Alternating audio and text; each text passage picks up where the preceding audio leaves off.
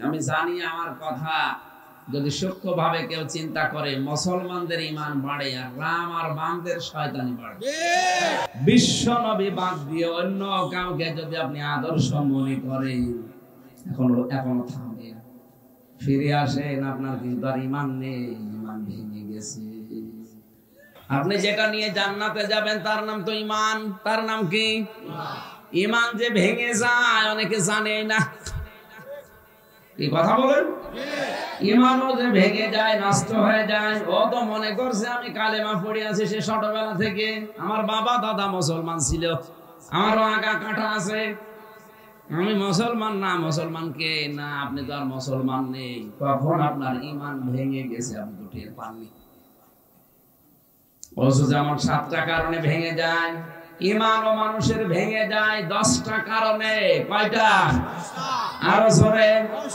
ওই 10টার ভেতরে একটাও যদি পাওয়া যায় তাহলে আপনি যতই দাবি করছেন আমার নামের আগে মোহাম্মদ লিখা, নামের শেষে হুসাইন লিখা, আপনি আর কি ঈমানদার আছেন না বেঈমান হয়ে গেছেন? আর যদি বেঈমান হয়ে যান আপনি আর আবু জেহেল সমান। হ্যাঁ, কথা বলেন না কেন? যে 10টা কারণ ঈমান ভাঙে আমি ব্যাখ্যা করার জন্য বসি না, একটা বলছি শুধু, কারণ আজকের আলোচনা আমার ওই লাইনে না। একটা হচ্ছে 4 নাম্বার যেটা ঈমান ভেঙে যায়, কেউ যদি বিশ্ব নবী বাদ দিয়ে অন্য কারো আদর্শকে ভালো মনে করে তার ঈমান ভেঙে যায়। বাংলাদেশে নেই এ কথা, না বোঝার ভান করে আছেন কারা? দেখি হাত তোলেন তো। না, আমি হাসির খোরাকি দেই, বলে চিন্তা করতেও পারছেন না কি বলছি। জানুয়ারি মাসে শরীফ বের হয়, আপনি দেখবেন এই দেশে 100 জনের মাত্র 15 জন বিশ্ব নবীকে একমাত্র আদর্শ মানে, আর 85 জন আসে তা না নাই, সব তাল বাহানায় আছে। আপনার কাছে যদি নবী মুহাম্মদুর রাসূলুল্লাহর চাইতে অন্য কারো আদর্শ উত্তম মনে হয়, ভালো মনে হয়, আপনি যদি হজ করে আসেন আপনার ঈমান ভেঙে গেছে। আর ভাঙা ঈমান নিয়ে আপনি ভাঙা ওযু দিয়ে যেমন নামাজ হয় না, ভাঙা ঈমান নিয়ে জান্নাতে যাওয়া আরো জোরে। আপনাকে তো আমি বাঁচার জন্য বললাম। হ্যাঁ, আপনি গুনাহ করেছেন, সগীরা কবিরা করেছেন, করেন, কিন্তু যদি তাওবা করে মারা যেতে পারেন আপনি জান্নাত, হয়তো একদিন না একদিন আল্লাহ আপনাকে বের করে দেবে। কিন্তু কোন মানুষ যদি ঈমানই ভেঙে ফেলে, ও যদি একবার জাহান্নামে যায়, কোনদিন ওই বেঈমান আর জান্নাতে আসবে না। বিষয়টা গুরুত্বপূর্ণ। আমরা তো মনে করছি 96% মুসলমানের দেশে আমার ঈমান নষ্ট হওয়া সম্ভব না। আপনার ঈমান তো নেই, নষ্ট হবে কি করে? কখন যে ঈমান চলে গেছে আপনি তো টেরও পাচ্ছেন না। জানি ঈমান যেন ভেঙে না যায়, নষ্ট হয়ে না যায়। বিশ্ব নবী বাদ দিয়ে অন্য কাউকে যদি আপনি আদর্শ মনে করেন এখনো থামে ফিরে আসেন, আপনার কিন্তু আর ঈমান নেই, ঈমান ভেঙে গেছে। আল্লাহ রাব্বুল আলামিন বলেন, ওয়াইদ তা'আযানা রাব্বুকুম লাইন শাকারতুম লাযীদান্নাকুম ওয়া লাইন কাফারতুম ইন্না আযাবি লাশাদীদ। সূরা ইব্রাহিমের ভেতরে আছে, আল্লাহ যেন মাইক হাতে নিয়ে বলছে একটি ঘোষণা। একটি কি ঘোষণা? একটি এলান শোনো পৃথিবীর মানুষেরা, লাইন শাকারতুম লাযীদান্নাকুম, যদি আমার নিয়ামতের শুকরিয়া করো ওই নিয়ামত আমি অবশ্যই তোমাদের জীবনে আরো বাড়িয়ে দেব। যদি কুফরি করো ওটা আমি ছিনিয়ে নেব এবং আযাবের ভেতরে তোমাদের ফেলে দেব। আল্লাহ আযাবের কথা বলার আগে ইন্না দিয়েছেন, আবার লাম দিয়েছেন। এবার আমি আয়াতের বাস্তবতায় যাই। লাইন শাকারতুম, শিন রা কাফ শারাকা, এই শুকরিয়া আদায়ের যে নিয়ম আমরা বিশেষ করে বাংলাদেশে জানি, মনে করি শুকরিয়া আদায় মানে টুটি পর্যন্ত খেয়ে একবারে ঢেকর তুলে বললাম আলহামদুলিল্লাহ। এটা মনে করে যে শুকরিয়া আদায় হয়ে গেছে। আর এটা তো একটা বাক্য। মুফাসসির লিখেছেন কেউ যদি কোনো নিয়ামতের শুকরিয়া আদায় করতে চায় তার তিনটা বিষয় মানা লাগবে। এক নম্বরে জবান দিয়ে বলা লাগবে যে হ্যাঁ এটা নিয়ামত। এটা আমরা স্বীকার করি কিনা? এই কথা বলেন, এটা নিয়ামত কিনা? দুই নম্বরে আপনার অন্তরে শান্তি আসা লাগবে। কোরআনের এই অনুষ্ঠানে আসতে পেরে আপনার আনন্দিত হওয়া লাগবে, আপনি মজা পাবেন। এখানে যারা এসেছে নিয়ামত মনে করে সবাই কিন্তু এখনো মনের ভেতরে শান্তি পায়নি। আল্লাহ পাক বলেন ওয়াইদা কিলা লাহুম তাআলাউ ইলা মা আনজালাল্লাহু ওয়া ইলার রাসূলি রাআইতাল মুনাফিকিনা ইয়াসুদ্দুনা আনকা সুদুদা। সূরা নিসার 61 নাম্বার আয়াতে আল্লাহ জানিয়েছেন, হে নবী আপনি মানুষদেরকে যখন বলবেন আসো আল্লাহর বিধানের দিকে আসো, রাসূলের আদর্শের দিকে আসো, রাআইতাল মুনাফিকিনা আপনি দেখতে পাবেন যাদের অন্তরের ভেতরে গুড় আছে, নেফাক আছে, যাদের অন্তরে বক্রতা আছে, মুনাফিকি আছে, এই মানুষগুলো ইয়াসুদ্দুনা আনকা সুদুদা আপনার কাছ থেকে পেছন ফিরে কেটে পড়ছে। ঠিক এই আয়াতটা আমি বানালাম না। হ্যাঁ, কি বলতে চেয়েছেন আল্লাহ আয়াতে? আল্লাহ পাক বলেন তারা আপনার কাছে আসবে কোরআন শুনতে, বিশ্বাস করবে এটা আল্লাহ নাযিল করেছে। এখানে যারা এসেছে এরা জানে আমির হামজা কুষ্টিয়া থেকে এসে ওর বাবার কথা বলবে না, কোরআন দিয়েই কথা বলবে, বিশ্বাস করে কোরআন আল্লাহর কিতাব। কিন্তু যখন দেখে যে না এগুলো তো আমার জীবনে প্র্যাকটিক্যালি মেলে না, আস্তে করে পেছন দিক থেকে কেটে পড়বে। তখন দেখেন কোনটা ওঠে। যেটা উঠবেন যদি প্রসাব পায়খানা বাদ দিয়ে এমনি ভালো লাগছে না বলে উঠে যায়, বসবেন এটা টাটকা মুনাফিক।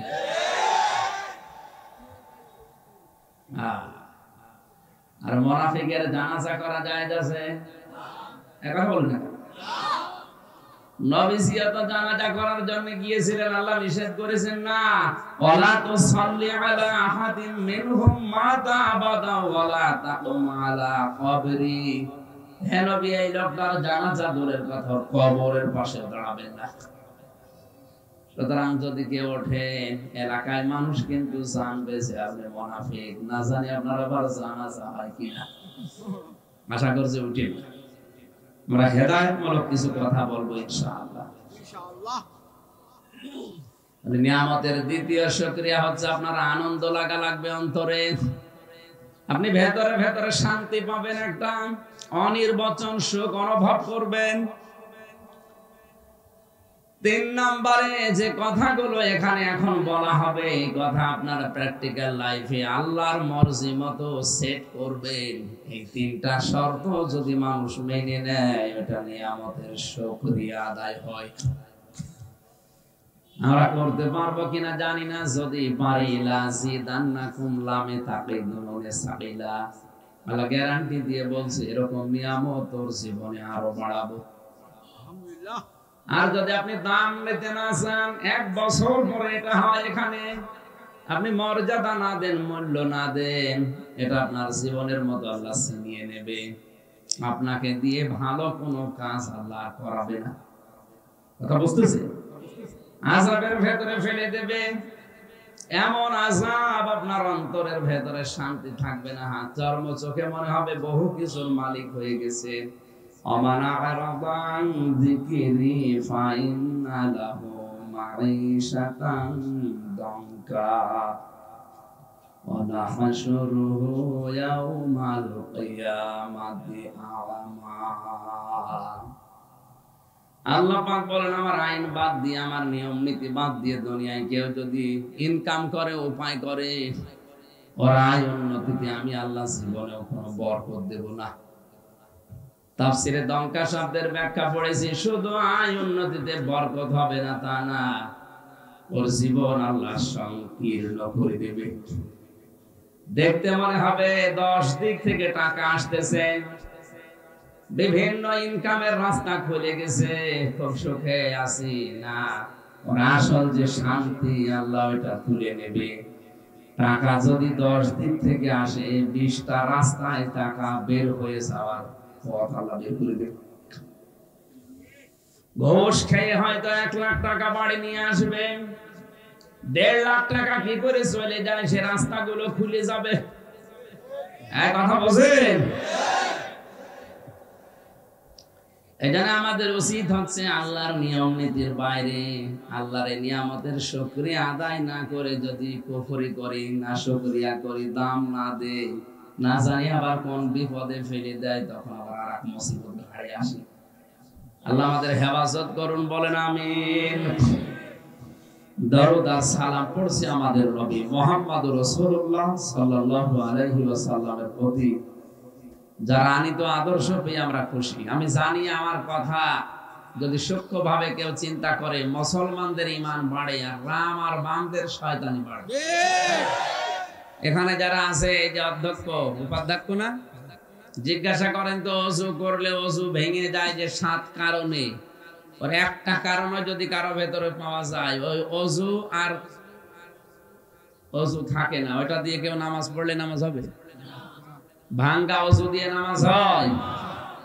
নামাজ পড়তে গেলে 19টা কারণ আছে নামাজ ভেঙে যাওয়ার, একটাও যদি পাওয়া যায় ওটার নামাজ থাকে না।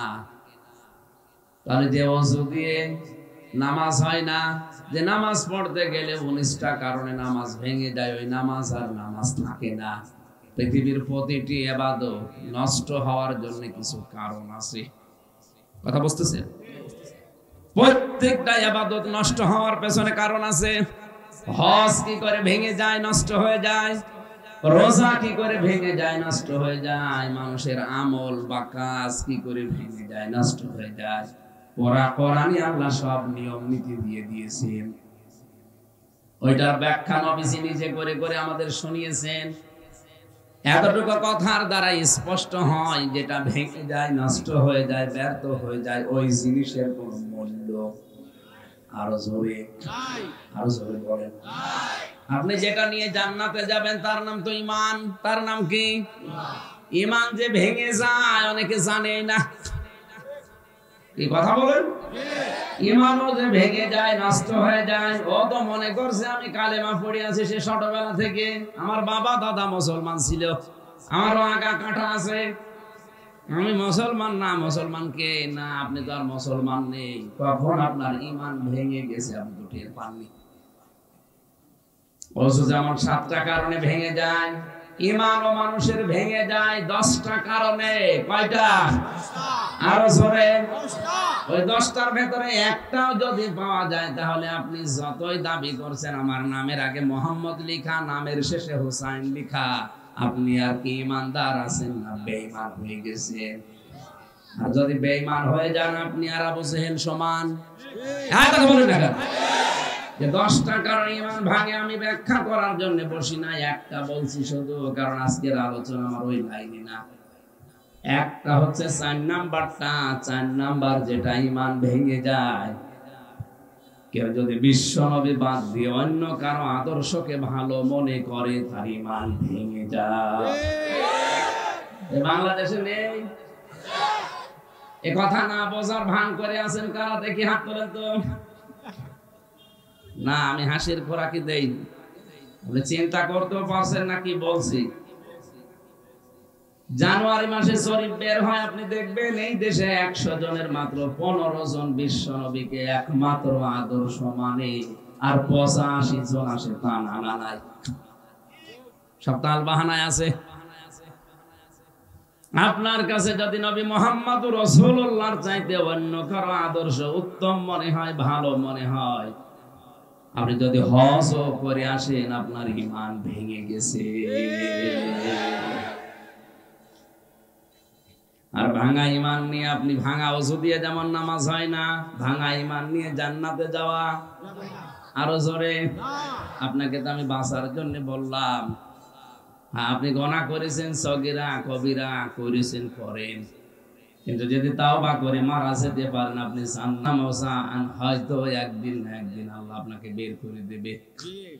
কিন্তু কোন মানুষ যদি ঈমানই ভেঙে ফেলে, ও যদি একবার জাহান্নামে যায়, কোনদিন ওই বেঈমান আর জান্নাতে আসবে না। বিষয়টা গুরুত্বপূর্ণ। আমরা তো মনে করছি ৯৬% মুসলমানের দেশে আমার ঈমান নষ্ট হওয়া সম্ভব না। আপনার ঈমান তো নেই, নষ্ট হবে কি করে? কখন যে ঈমান চলে গেছে আপনি তো টেরও পাচ্ছেন না। যেন ঈমান যেন ভেঙে না যায়, নষ্ট হয়ে না যায়। বিশ্ব নবী বাদ দিয়ে অন্য কাউকে যদি আপনি আদর্শ মনে করেন, এখনো থামবে, ফিরে আসেন, আপনার কিন্তু আর ঈমান নেই, ঈমান ভেঙে গেছে। এত মর্যাদা আল্লাহ তাকে দিয়েছেন। তাফসীরে ফি জিলালিল কোরআনে আমি পড়েছি, বিশ্ব নবী মুহাম্মদুর রাসূলুল্লাহকে কাফেরেরা ঘিরে ফেলেছিল একবার। ডাক দিয়ে বলে, ইয়া মুহাম্মদ, কে আপনাকে বাঁচাবে? নবীজি তার চিরাচরিত্র স্বভাব অনুযায়ী মুখ দিয়ে যেন বলেই ফেললেন, আমাকে বাঁচাবে আমার আল্লাহ। সুবহানাল্লাহ। এই কথাটা এমনিতেই মানুষের মুখ দিয়ে কঠিন বিপদে বের হয় না, এরকম ঈমান থাকা লাগে। আমাদের তো বিপদে পড়লে আগে মুখ দিয়ে হয় মার নাম, নাই বাবার নাম, নাই পীরের নাম বের হয়। ওনার এরকম কঠিন মুহূর্তে নাম বের হয়েছে কার? আল্লাহ রাব্বুল আলামিন এই ঈমানটা দেখে তাকে সাহায্য করেছিলেন। মানুষের ঈমানের অবস্থা দেখে আল্লাহর সাহায্য আসে। হযরতে মুসা নবী কখন আল্লাহর সাহায্য পেয়েছেন? যখন উম্মতেরা হতাশ হয়ে গেছে, নিরাশ হয়ে গেছে, না বিশাল সাগর, পেছনে 3 দিকে শত্রু, আর বাঁচা সম্ভব না। হযরতে মুসা কঠিন মুহূর্তেও বলেছিলেন, ক্বালা কাল্লা, কখনো না, ইন্না রাব্বি সায়াহদিন, অবশ্যই আমার আল্লাহ আমাকে পথ বের করে দেবে। আল্লাহ রাব্বুল আলামিন কঠিন মুহূর্তে তার উপরে দৃঢ় ঈমান দেখার পরেই কিন্তু এই করেছিলেন, ওয়াহাইনা ইলা মুসা আন গরিব বিআসাকাল বাহার ফানফালাকা ফাকানা কুল্লু ফিরকাইন কাত্তাউদিল আযীম ওয়া আযলাফনা সাম্মাল আখরিন। আল্লাহ পাক বলেন, আমি মুসার উপর ওই সময় ওহী করেছি যখন একেবারে চূড়ান্ত পর্যায়ে তার ঈমান পৌঁছিয়েছে। সাধারণ মানুষের ঈমান যেখানে শেষ হয়ে যায়, নবীদের ঈমান সেখানে শুরু হয়। কথা বুঝতেছেন? সাধারণ মানুষের ঈমান যেখানে শেষ হয়, নবীদের ঈমান সেখানে আরো জোরে। এই জন্যই আয়াত অনুযায়ী বিশ্ব নবী মুহাম্মদুর রাসূলুল্লাহ পৃথিবীতে এই যে সত্যের মাপকাঠি নিয়ে আজ গন্ডগোল চলছে দেশে। কোরআনে কারিমের আয়াত, নবীজির হাদিস বিশ্লেষণ গবেষণা যারা করে, তারা ফতোয়া দিয়েছেন এই দুনিয়াতে একমাত্র সত্যের মাপকাঠি মুহাম্মদুর রাসূলুল্লাহ সাল্লাল্লাহু আলাইহি ওয়াসাল্লাম। কারণ উসওয়াতুন হাসানা এই শব্দটা পৃথিবীর আগে পরে আর কারো পাবেন না, এটা নবীজির নামের আগে পরে আছে। উসওয়াতুন হাসানা বলা হয় এমন একটা পাথরকে, কষ্টি পাথর, এই যে এটা যাই হোক, এটা সোনা কিনা স্বর্ণ কিনা এটা পরীক্ষা করার জন্য এই যে কষ্টি পাথর লাগে, নবীজি ওইটা ছিলেন। সুবহানাল্লাহ। কথা বুঝতেছেন? আর নবীজির কাছে এসে তারা ধরা দিয়েছে, ঈমান এবং আমলে যারা উত্তীর্ণ হয়েছে তারা ছিল সাহাবায়ে কেরাম, তারা ছিল খাঁটি স্বর্ণ। ঠিক। সূরা নিসার ৫৯ নম্বর আয়াতটা আপনাদেরকে তাফসীর সহ পড়ার জন্য আহ্বান জানাচ্ছি। বিশ্বনবী মুহাম্মদুর রাসূলুল্লাহ এবং আল্লাহর দিকে ফিরে আসার জন্য আল্লাহ আহ্বান জানিয়েছেন। হে নবী, আপনি ঘোষণা দিয়ে দেন, যদি কোনো বিষয়ে ঝগড়া তোমাদের হয়, মনোমালিন্য হয়, দ্বন্দ্ব দেখা দেয়, দুনিয়ার কোন মানুষের দিকে ফেরা লাগবে, আমি কোরআনে এরকম আয়াত দেইনি, আমি দিয়েছি তোমরা ফিরে আসো আমি আল্লাহর দিকে, আমার রাসূলের দিকে।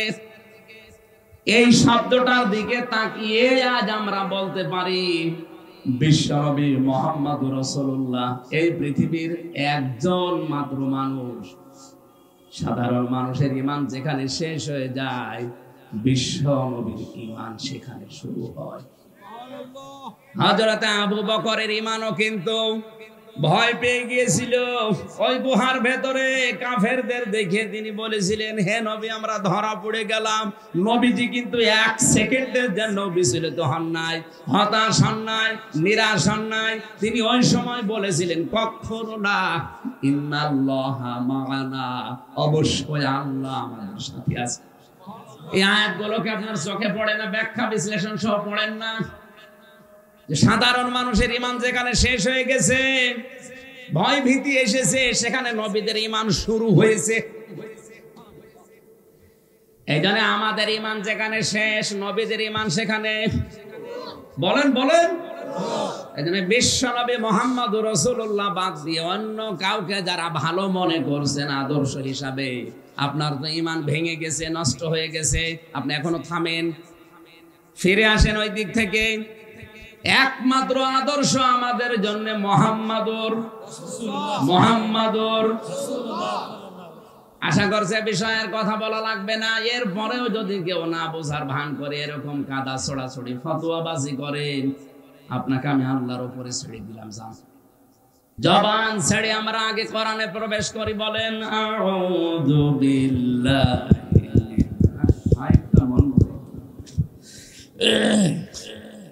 বিসমিল্লাহির রহমানির রহিম। ইন্না ইদ্দাতাশ শুহুরি ইনদাল্লাহি ইসনা আশারা শাহরান ফি কিতাবিল্লাহ। আল্লাহ পাক বলেন, অবশ্যই আমি আল্লাহর নিকটে গণনার দিক থেকে মাসের সংখ্যা 12টা। এটা আসমান আর জমিন আমি আল্লাহ যেই দিন তৈরি করি, ওই দিন আমার কিতাবের ভেতরে 12টা মাসের নাম আমি লিখে রেখেছিলাম। সুবহানাল্লাহ। এই 12টা মাসের ভেতরে শাবান আছে না নেই? এই শাবান মাস 2 বছর আগে তৈরি হয়েছে। কথা বলেন। এটা তৈরি হওয়া কতদিন? যেদিন আসমান আর জমিন তৈরি হয়, ওই দিন আল্লাহ তার কিতাবের ভেতরে 12টা মাসের নাম লিখেছেন। তার ভেতরে শাবান আছে না নেই? খুব গুরুত্বপূর্ণ বিষয়। নবীজি বলেন, রমজানের পরে সবচাইতে বেশি গুরুত্ব দিয়েছি আমার জীবনে শাবান আর রজবের। এইজন্য মাস আসলেই তিনি বলতেন, আল্লাহুম্মা বারিক লানা ফি রজব ওয়া শাবান ওয়া বাল্লিগনা রমাদান। রজব এবং শাবানের বরকত আমাদেরকে দান করো, রমজান পর্যন্ত আমার হায়াতটা বাড়িয়ে দাও। এই দোয়া এমনি এমনি করে না, এর ভেতরে সিগনিফিকেন্স কি আছে?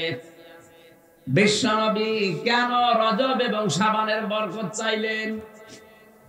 এ মাসে যদি আপনি বরকত পেতে চান, নবীজি যেভাবে বরকত পেয়েছিলেন, তিনি রোজা রাখতেন বেশি বেশি। তার মানে হাদিস দ্বারা বোঝা যায় রোজা রাখার দ্বারা আল্লাহর বরকত পাওয়া যায়। অনেকে আছে এই শাবান মাসে রোজা রাখার খবর নেই, ও হালুয়া রুটি নিয়ে ব্যস্ত আছে। শাবান মাসের প্রায় 27টা শিক্ষা আছে। কয়টা? একটা শিক্ষা ওর জীবনে পাওয়া যায় না। বছরে বছরে শাবান আসে চলে যায়। আপনি কি নেন? আল্লাহ বলেন, মিনহা আরবাআতুন হুরুম, এর ভেতরে 4টা মাস পবিত্র। তাফসীর ইবনে কাসিরে মুফাসসির লিখেছেন, এটা হতে পারে মুহররম, জিলকাদ, জিলহজ। আর কোন কোন বর্ণনায় 3টা মাসের ভেতরে যে কোনো এক মাস ধরেছে, সেটা রজব, সেটা শাবান অথবা রমজান। তাহলে শাবান মাস যেহেতু আছে, এই 4 মাসের ভেতরে পবিত্র মাস। এই পবিত্র মাসের সম্মান দেওয়া দরকার তোমাদের। আপনি কিভাবে এই মাসকে সম্মান দেবেন? এই মাস আসলে জড়সড় হয়ে বসে থাকবেন? বলেন। নবীজি দিয়েছিলেন রোজা রাখার দ্বারা, কারণ এই মাসে রোজা রাখার দ্বারা যদি আপনার ট্রেনিং হয়ে যায়, সামনে যে বিশাল মাস আসতেছে, আমান শাহিদা মিনকুম আশ-শাহরা ফালিয়াসুমহু, এই রমজান মাসে যেন আপনার রোজা রাখা সহজ হয়। আল্লাহ জানিয়েছেন তোমাদের ভেতরে কেউ রমজান পেলে সে যেন অবশ্যই রোজা রাখে। এই নির্দেশ কার? এটা যেন পুঙ্খানুপুঙ্খানু ভাবে পালন করা যায়, এভাবে ট্রেনিং নেওয়ার জন্য শাবানে উনি প্রায় সময় রোজা রাখতেন। হযরতে আয়েশা সিদ্দিকা রাদিয়াল্লাহু তাআলা আনহা বলেন, আমি নবীজিকে রমজানের পরে সবচেয়ে বেশি রোজা রাখতে দেখেছি শাবান মাসে। তাহলে আমাদের প্রথম শিক্ষা হবে কি, রমজানের আগে পরে এই শাবানে বেশি বেশি রোজা রাখার দ্বারা ট্রেনিং নেওয়া। এখানে কত মানুষ আছে কোনো অসুবিধা নেই, কিন্তু রোজা রাখতে চায় না, বলে হুজুর গ্যাস। আরে শয়তান, রোজা রাখলে গ্যাস ভালো হয়।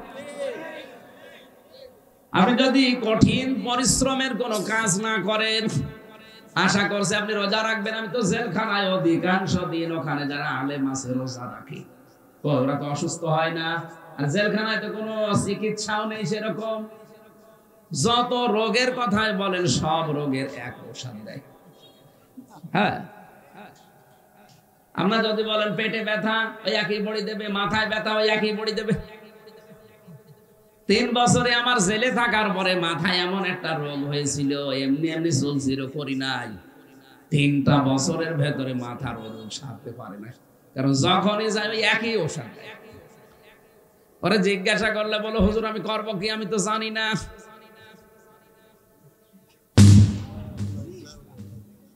বাস্ট হয়ে গেছে, অসুবিধা নেই। ট্রান্সমিটার মনে হয় বাস্ট হয়ে গেছে। এই লাইন দে, লাইন দে।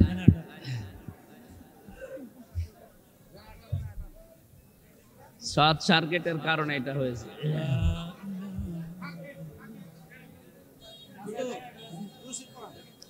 এর ভেতরে যে 4টা মাস পবিত্র, এর পবিত্র রক্ষা করতো ওই জামানার কাফেররা। আমি ইবনে কাসির তাফসিরে পড়লাম, ওরা এই 4টা মাস আসলে যুদ্ধ বিগ্রহ বন্ধ করে দিত, মারামারি বন্ধ করে দিত। কারোর সাথে যদি দাঙ্গা হাঙ্গা মামলা মোকদ্দমা চলতো, বলতো ভাই শাবান মাস এসে গেছে, এখন মামলা হামলা মারামারি হবে, আপনার সাথে সব স্টপ, এ মাস চলে যাক, এরপরে আবার শুরু করব। আরে ভাই, কাফেররা যদি এ কথা বলতে পারে যে শাবান মাস এটা পবিত্র মাস, এ মাসে মারামারি গন্ডগোল মামলা হামলা দেওয়া যায় না, অথচ বাংলাদেশে এখনো পর্যন্ত মুসলমানেরা এ মাসের সম্মানে ভাবে দিতে পারে না, এই মাসে অনেকে মামলা দিচ্ছে মিথ্যা। মিথ্যা সাক্ষ্য এ মাসে বন্ধ হয়েছে। মারামারি গন্ডগোল মনোমালিন্য যাদের ছিল বন্ধ করে দিয়েছে। কিসের সম্মান দিচ্ছেন আপনি? আশিকে রাসূল দাবি করে বসে আছেন কোন কারণে? এইটাই তো আশিকে রাসূলের নমুনা। কাফেররা যদি এই মাসকে সম্মান দিয়ে তারা মারামারি দাঙ্গা হাঙ্গা আসে, মাসের পরে মাস গন্ডগোল চলছে, সেটা এই মাস আসলে বন্ধ করে দিত, বলতে বাদ দেন, পরে আবার শুরু করবো আপনাকে। আর আমরা এই মাসে এখনো মনোমালিন্য বন্ধ করি না। এই মাসে আসার পরে আরো আলেমদের কাদা ছোড়াছুড়ি বেরিয়েছে, জালেমে জালেমে দোস্তি হয়ে যাচ্ছে, আর আলেমে আলেমে এখন শত্রুতা বাড়ছে। যে আলেমরা এই মাসে এসে আরো আলেমে আলেমে দ্বন্দ্ব লাগিয়েছে, এগুলো আলেম নামে কলঙ্ক, এগুলো জালেম। কারণ কাফেররাও এই মাসকে সম্মান দিয়েছে, মারামারি বন্ধ করে, গন্ডগোল মনোমালিন্য বন্ধ করে, আর এরা এই মাসে আরো উস্কে দিচ্ছে। আপনি থামেন, এ মাসটা চলে যাক, এরপর আবার শুরু করবেন। এ মাসের সম্মান দেওয়ার জন্য আহ্বান জানাচ্ছি, যাদের টাকা পয়সা আছে, আপনাকে আমি দান করতে বলছি না, আপনার দান করারও দরকার নেই। এই মাসের সম্মানে টাকা যদি ব্যাংকে পড়ে থাকে, টাকাগুলো তুলে আপনি একটা কর্মসংস্থান তৈরি করেন, ওয়ার্কশপ তৈরি করেন। এই এলাকায় যেহেতু হাওড় এলাকা না, এখানে যেই কর্মজীবন চলে ওই রকম কর্মসংস্থান 20 জন মানুষকে তৈরি করে দিন। আপনি শুধু মনে করেন নামাজ পড়া, রোজা করা, কালো বোরকা পরা আর আমি আল্লাহ আল্লাহ করছি, এটাই ভালো কাজ। কে বলেছে আপনাকে? কুনতুম খায়রা উম্মাতিন উখরিজাত লিন-নাস, তোমরাই শ্রেষ্ঠ জাতি, মানুষের কল্যাণের জন্য তোমাদেরকে আমি আল্লাহ বের করেছি। আপনার জন্য যদি মানুষের কল্যাণই না হয়, তা আপনি আর কুকুর সমান। সুতরাং এই শাবান মাসের সম্মান দেওয়ার জন্য আপনার টাকা থাকলে, আপনার ক্ষমতা থাকলে 20 জন মানুষের কর্মসংস্থান তৈরি করে দিন। এই কথা বলেন। প্রধানমন্ত্রী শেখ হাসিনার জীবনে কিছু কবুল হবে কি হবে না আমি জানি না, তবে একটা কাজ আমার দৃষ্টিতে খুব ভালো লাগে, একটি খামার একটি বাড়ি। এই প্রকল্পের মাধ্যমে লক্ষ লক্ষ মানুষেরা একটা বাড়ি, একটা ফ্ল্যাট পেয়ে মাথা গোজার ঠাঁই পেয়েছে, আর একটা খামারের মাধ্যমে একটা কর্মসংস্থান পেয়ে তার জীবনটা তৈরি করেছে।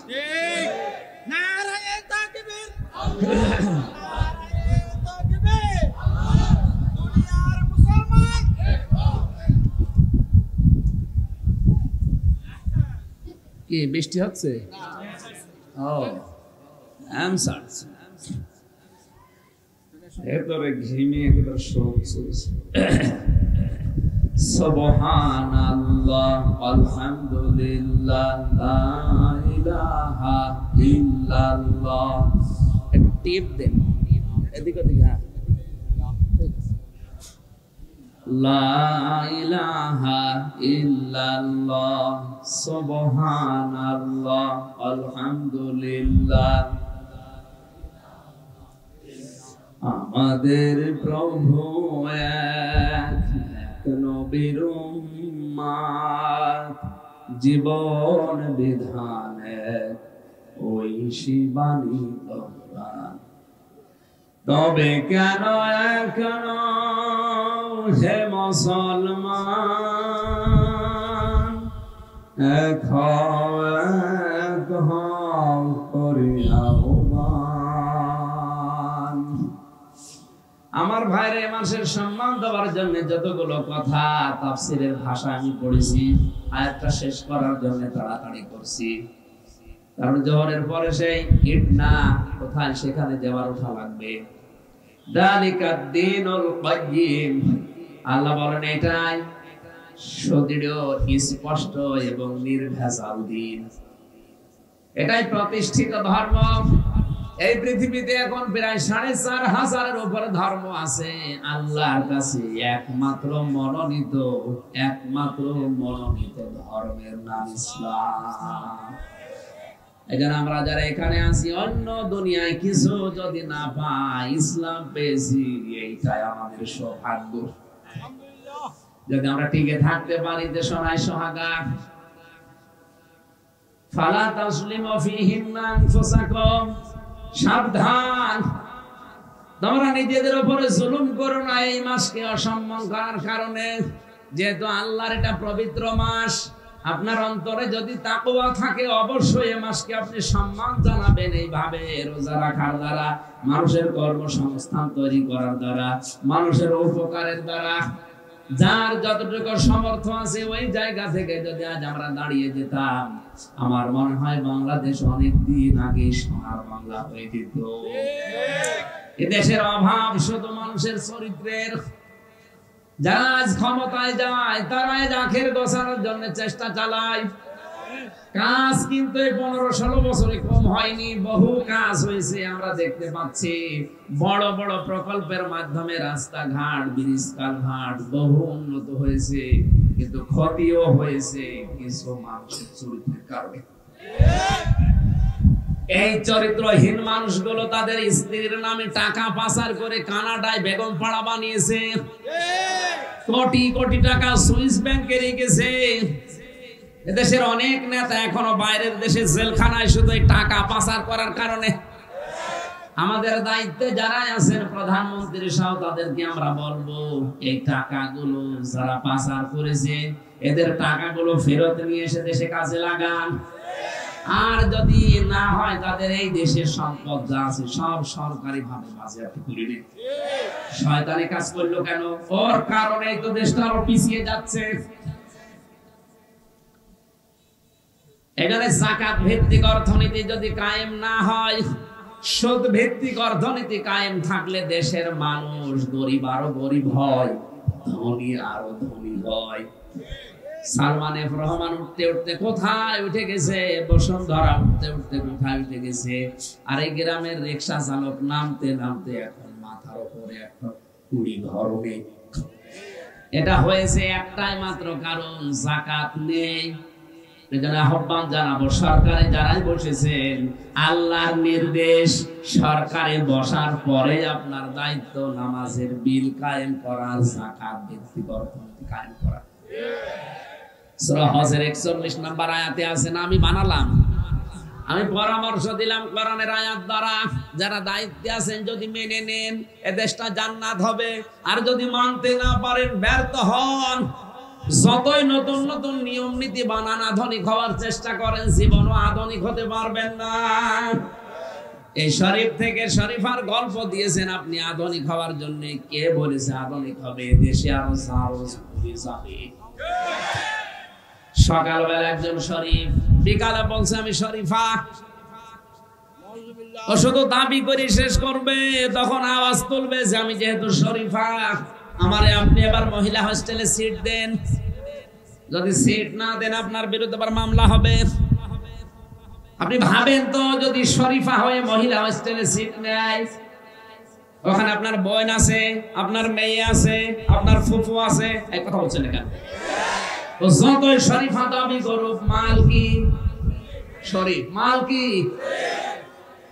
ওখানে থাকলে ঠিক থাকবে? একজন প্রশ্ন করছে, হুজুর যুবক যুবতী এক বিছানায় ঘুমানো জায়েজ আছে? বলেন জায়েজ আছে, কিন্তু ঘুমাবে ওরা ঘুমাবে? ও বেটা শরীফ, ও একটা হারামি, ও শরীফ থেকে শরীফা হয়ে ঘুমাবে আপনার বোনের কাছে, আপনার মেয়ের কাছে। কি হবে শেষে? যার সন্তান আপনার মেয়ে পেটে নিয়ে ঘুরবে, আপনার বোন যার সন্তান নিয়ে ঘুরবে। আধুনিক হওয়ার চাইতে এরকম আধুনিক না হওয়াই ভালো। ট্রান্সজেন্ডার নাম নিয়ে এটা কায়েম করতে চাচ্ছে। আরে ভাই, ট্রান্সজেন্ডার হিজড়া যারা, এটা হচ্ছে মানসিক সমস্যা, শারীরিক সমস্যা, এটা আল্লাহ বানিয়েছে। আর যারা আজ নিজেদেরকে মহিলা থেকে পুরুষ, পুরুষ থেকে মহিলা বানাতে চান, ওরা আল্লাহর সৃষ্টি পাল্টাতে চায়। এটা তাদের শারীরিক সমস্যা না, এটা হচ্ছে মানসিক সমস্যা। আর এইগুলো দূর করার জন্য কোরআন শরীফ, বুখারী শরীফ দিয়ে হবে না, বাকারি শরীফ লাগবে।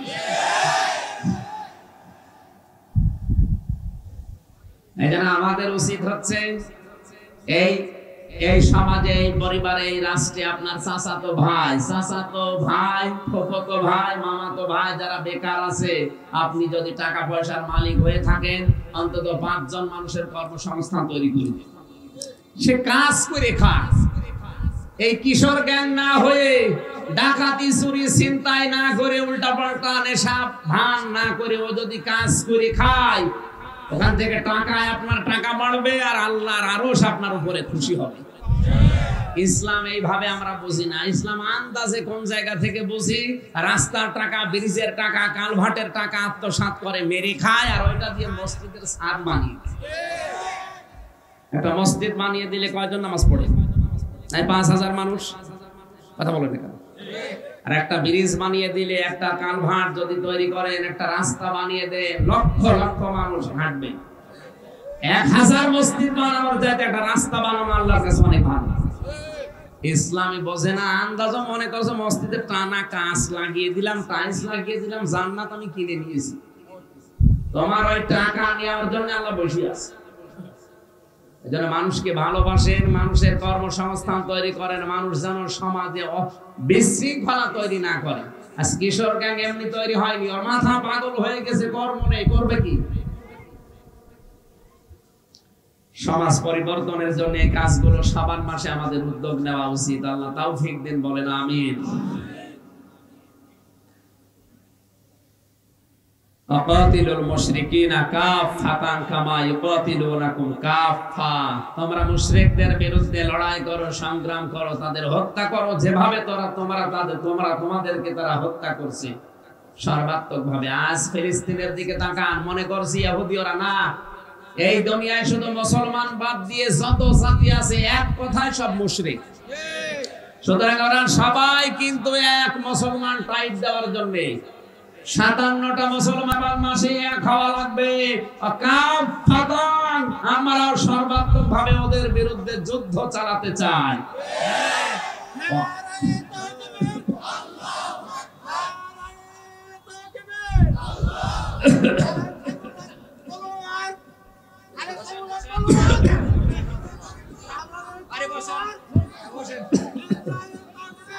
সম্মানিত ভাইরা, ওয়া'লামু আন্নাল্লাহা মা'আল মুত্তাকিন, জেনে রাখা দরকার এই কাজগুলো করলে সেই মানুষগুলো মুত্তাকি হবে, আর আল্লাহ মুত্তাকিদের সাথে আছে। আল্লাহ আমাদেরকে আয়াতটা মেনে নেওয়ার তৌফিক দিন। লা ইলাহা ইল্লা আনতা সুবহানাকা ইন্নী কুনতু মিনাজ জালিমিন। রব্বুল আলামিন, অপরাধ করেছি আমরা, নিজেরাই গুনাহগার, তুমি আমাদেরকে maaf করে দাও। আজকের আলোচনার সওয়াব তুমি বিশ্ব নবীর রওজায় পৌঁছিয়ে দাও। দুনিয়ার মাটির নিচে যারা ঈমান নিয়ে ঘুমিয়ে আছে, আল্লাহ এদেরকে ক্ষমা করে দাও। মা বাপ যারা হারিয়ে ফেলেছে, আল্লাহ তুমি মা বাপকে maaf করে দাও। আজকের মাহফিলের সম্মানিত সভাপতি জনাব গিয়াসউদ্দিন আহমেদকে কবুল করো। প্রধান অতিথি আলহাজ আফজাল হোসেনকে মঞ্জুর করো। এই থানার সম্মানিত ওসি শাহাদাত হোসেন ভাই দোয়া চেয়েছে, তার মা বাবাকে তুমি maaf করে দাও। প্রশাসনের যে ভাইগুলো নিজেদের বাবা আত্মীয় স্বজন স্ত্রী পুত্র ছেড়ে বাংলার বিভিন্ন প্রান্তে দায়িত্ব পালন করছে, আল্লাহ প্রশাসনের উপরে তোমার রহমত নাযিল করো। তাদের এই দায়িত্বটা তুমি ইবাদত হিসাবে কবুল করে নাও। মাদ্রাসার উপাধ্যক্ষ বসে আছে, তাকে মঞ্জুর করো। যত আলিম এখানে এসেছে, আল্লাহ আলেমদেরকে তুমি মঞ্জুর করে নাও। সম্মানিত মা বোনদেরকে খাদিজার মতো, আসিয়ার মতো বানিয়ে দাও। হাওড় এলাকার মাটির নিচে যত মানুষ ঘুমিয়ে আছে, এদেরকে তুমি নিজ গুণে maaf করে দাও।